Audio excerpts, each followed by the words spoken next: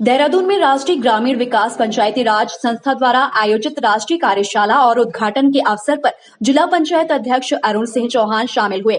गौरतलब है कि राष्ट्रीय ग्रामीण विकास मंत्रालय द्वारा पंचायती राज संस्था के माध्यम से 2 दिवसीय कार्यशाला आयोजित की गई थी। राष्ट्रीय कार्यशाला में देश के 7 राज्यों के संबंधित अधिकारियों ने हिस्सा लिया।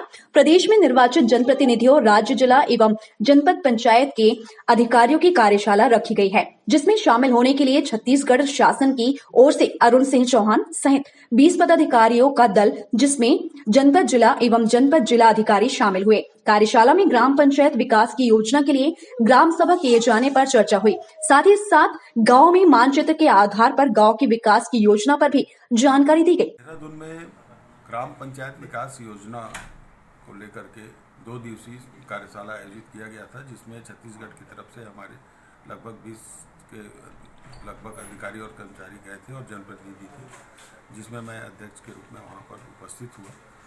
वहां पर खास करके ग्राम पंचायत के विकास की योजना के लिए ग्राम सभा किए जाने पर जोर दिया गया और उसकी मीटिंग को 1 बार के बजाय 2 बार और 3 बार करने के लिए जोर दिया गया, ताकि वहाँ की ग्राम की जो विकास की योजना है वो अच्छे से बन सके।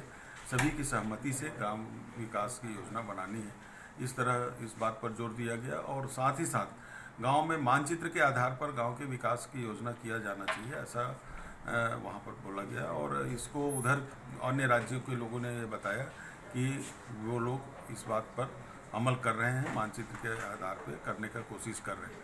मैं छत्तीसगढ़ में मैंने भी देखा है कि लेकिन मुझे ऐसा लगता है कि सभी ग्राम पंचायतों में मानचित्र के आधार पर या कोई कार्य योजना बना करके काम अच्छे से नहीं कर पा रहे हैं, तो उस पर हमको जोर देना है कि मानचित्र बनाएं। गांव में कहाँ पे हाई स्कूल हो, कहाँ पे अस्पताल हो, कहाँ पे आंगनबाड़ी हो, कहाँ पे नल हो, कहाँ पे क्या क्या हो। तो गांव की जो विकास की योजनाएं हैं उसका अगर हम साल भर का कार्य योजना बना लें या आने वाले समय हम अपने पूरे कार्यकाल में हमको क्या क्या करना है, इसको अगर हम ग्राम सभा में हर माह की जो मासिक बैठक है या साल में 12 बार या जितने बार बैठक करनी है, उसमें हमको गांव की कार्य योजना बनाने पर जोर दिया गया।